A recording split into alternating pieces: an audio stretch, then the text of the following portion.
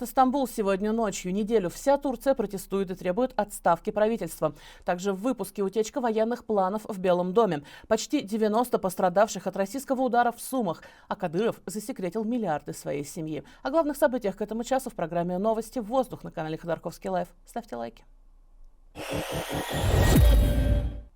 В понедельник в Эр-Рияде завершились переговоры России и США. По данным агентства РИА Новости, они длились более 12 часов. Это самая долгая встреча делегаций в 2025 году. Однако она завершилась без подписания соглашений. Российские государственные агентства сообщают, что совместное заявление будет обнародовано сегодня, 25 марта. А вот Дональд Трамп кое-что рассказал о встрече делегаций США и Украины. Все в том же Эр-Рияде. По его словам, в ближайшее время Киев и Вашингтон все-таки подпишут сделку по редкоземельным металлам. Ее должны были подписать еще 28 февраля. Однако церемония сорвалась из-за ссоры Трампа и Зеленского. Также Трамп подробнее рассказал о ходе переговоров. Мы говорим о территории, мы говорим о линиях разграничения, говорим об энергетике, владении электростанциями. Некоторые говорят, что электростанция должна принадлежать Соединенным Штатам, потому что у нас есть опыт.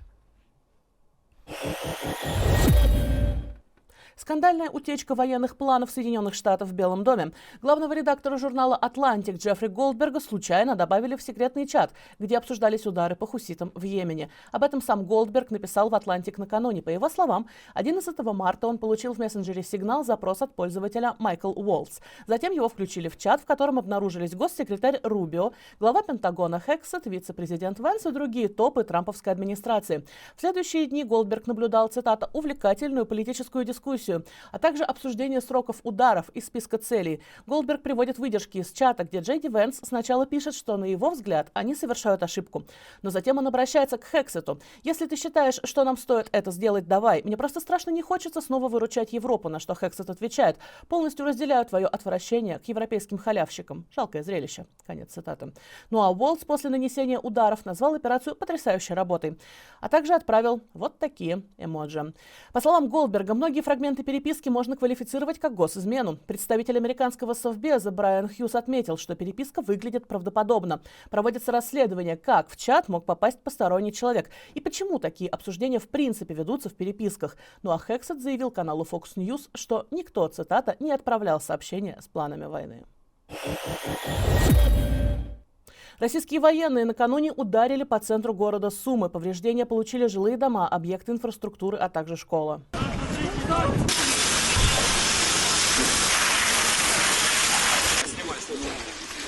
Прямо такая лужайка.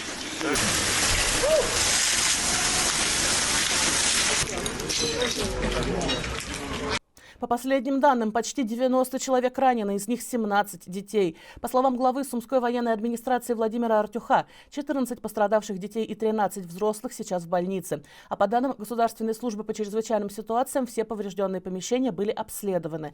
Людей под завалами не обнаружено. К вечеру аварийно-восстановительные работы временно были приостановлены. В Белгородской Козинке, что в Грайвороновском районе, накануне вечером возник мощный пожар. Загорелись сразу несколько домов. Местные каналы утверждают, что причина – сброс горючей жидкости с дронов. Официально региональные власти эту информацию не подтверждали. Зато зет-военкор Романов ранее сообщил, что ВСУ готовят наступление на Грайворон. Он же в воскресенье рассказывал о том, что украинские военные прорвали границу и зашли в село Демидовка Белгородской области. Сразу 3 сотрудников российских государственных СМИ погибли накануне в самопровозглашенной ЛНР в результате обстрела Кременной. Об этом сообщил оккупационный глава региона Леонид Пасечник. По его словам, всего погибли 6 человек. В их числе корреспондент «Известий» Александр Федорчак, а также оператор и водитель телеканала «Звезда» Андрей Панов и Александр Серкели. А в Суджанском районе Курской области пострадал корреспондент агентства ТАСС Михаил Скуратов. По словам в Рио губернатора региона Александра Хинштейна, у него минно-взрывная травма и осколочное ранение левой голени. Сам Скуратов уже вышел на связь и прокомментировал свое состояние. Сейчас мне проводят ревизию ранения голени. Дальнейшая судьба, что будет дальше, решаться уже завтра. Уже ночью стало известно, что тяжело ранен еще один корреспондент канала «Звезда» Никита Гольдин. На канале сообщили, что он был вместе с погибшими коллегами. Экскаваторщик погиб при разборе здания в Калининграде. Об этом накануне вечером сообщили в Следственном комитете. А местное издание «Клопс» позже опубликовало видеозапись, на которой показан сам момент трагедии. На кадрах видно, что в процессе демонтажа здания его часть обрушилась прямо на экскаватор. Управляющий им 40-летний мужчина погиб на месте от полученных травм. Следственный комитет начал проверку. До 37 выросло число пострадавших в результате столкновения автобуса и грузовика в Крыму. Еще 6 человек погибли. Об этом сообщили в Минздраве оккупированного полуострова. Я процитирую. Среди госпитализированных 4 пациента в тяжелом состоянии, 18 в состоянии средней степени тяжести, 15 пострадавших с травмами легкой степени тяжести оказана амбулаторная медицинская помощь. Конец цитаты. Напомню, авария произошла накануне на трассе Симферополь-Евпатория. Автобус въехал в припаркованный грузовик, груженный зерном. Водитель автобуса был трезв, но, по его словам, его ослепило солнце. В России продолжаются паводки. В Омской области ввели режим повышенной готовности. Он распространяется на всю территорию региона. В Иркутской области режим повышенной готовности в 4 районах. Затоплено около 30 жилых домов и более 150 участков. В селе Хомутово режим чрезвычайной ситуации. Жители в соцсетях пишут, что власти преуменьшают масштабы подтопления. По их словам, вода подошла к гораздо большему числу домов. В бурятском селе Куготы действует режим чрезвычайной ситуации. Поселок Степной и село Гашея уже отрезаны от других населенных пунктов. Там размыты дороги. Готовятся закрыть проезд по 9 дорогам в Новосибирской области. На них уже льется вода. В Кызыле, республика Тыва, один из районов оказался под водой. На полузатопленной дороге ушел под воду автомобиль, который шел по ней. В сети появилось видео, как в Башкортостане спасатели вывозят из затопленной деревни Азова скот и домашних животных. Одним из рейсов они забрали не только собак и кошек, но и коня. Эту деревню затопило еще 20 марта. Всех жителей власти эвакуировали. Спустя 2 дня вода начала спадать, и люди стали возвращаться в дома. А в Оренбургской области, серьезно пострадавшей от половодья прошлой весной, снова растет уровень воды на реках. Река Урал у Орска прибавила 8 сантиметров за сутки. Возле Оренбурга сразу 20 сантиметров. На видео окрестности села Ашебутак. Там плюс 83 сантиметра за сутки. В то же время в Красноярском крае устраняют последствия схода селя. Под водой и грязью оказались дороги на 2 улицах и 2 приусадебных участка. В районе села Листвягово объявили режим повышенной готовности. Серьезно пострадала грунтовая трасса Минусинск-Новоселово.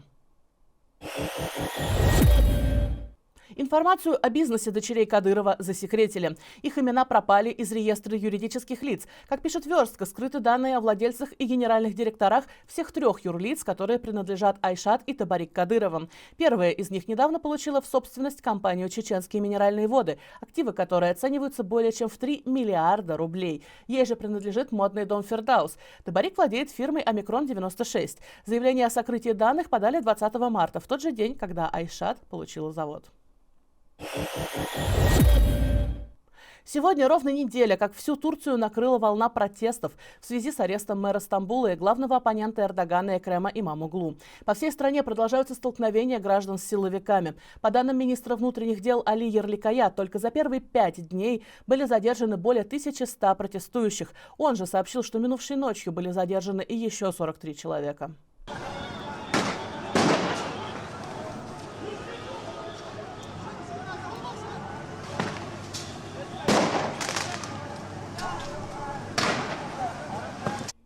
О происходящем снова высказался президент страны Реджеп Таyyip Эрдоган. Выступая перед кабинетом министров, он заявил, что собирается привлечь к ответственности оппозиционную Народно-республиканскую партию и возложил на нее вину за всех пострадавших в ходе протестов, а также за поврежденную собственность.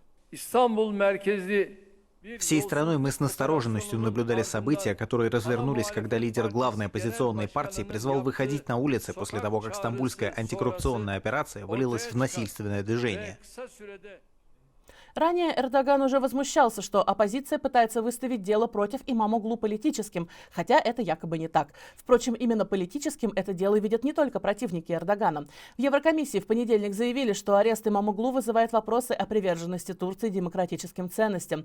Представитель комиссии Гийом Мерсье заявил, цитата, «Права избранных чиновников и право на мирный протест должны соблюдаться в полной мере». Впрочем, открыто осудить этот арест в Еврокомиссии так и не решились. Зато представитель немецкого канцлера Олафа Шольца Палаты без обиняков назвал арест Имамоглу неприемлемым и плохим знаком для демократии в Турции. Я напомню, Экрема Имамоглу задержали в Стамбуле 19 марта. Ему вменяют коррупцию и связи с террористами. Это произошло за несколько дней до того, как Имамоглу собирался официально объявить, что собирается баллотироваться в президенты страны на следующих выборах.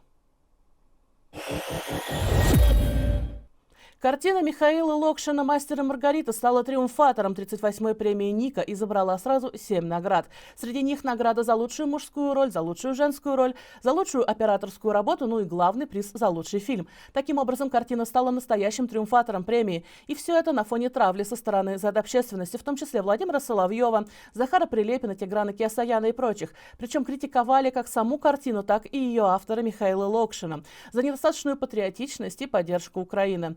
Ну а вот российские кинематографисты, которые все-таки смотрят чуть глубже, чем пропагандисты, посчитали фильм достойным. В конце концов, к его художественным качествам можно относиться как угодно. Но снять настолько антисоветский и антицензурный фильм в России 24 года – это сильно. В разных частях мира минувшей ночью видели загадочную светящуюся спираль в небе. Новости о ней приходили из России, стран Балтии и Восточной Европы. Ничего мистического тут нет. Это след от ракетного топлива, а не портал в другие измерения или НЛО. Компания SpaceX запустила в США ракету Falcon 9 со спутником NROL-69. Он и оставил след. Друзья, это все новости, о которых я хотела вам рассказать. Ставьте лайк этому видео, подписывайтесь на канал, смотрите другие видео и ставьте им лайки тоже. Так вы помогаете нам распространять наш контент. Берегите себя. Всего хорошего. Увидимся.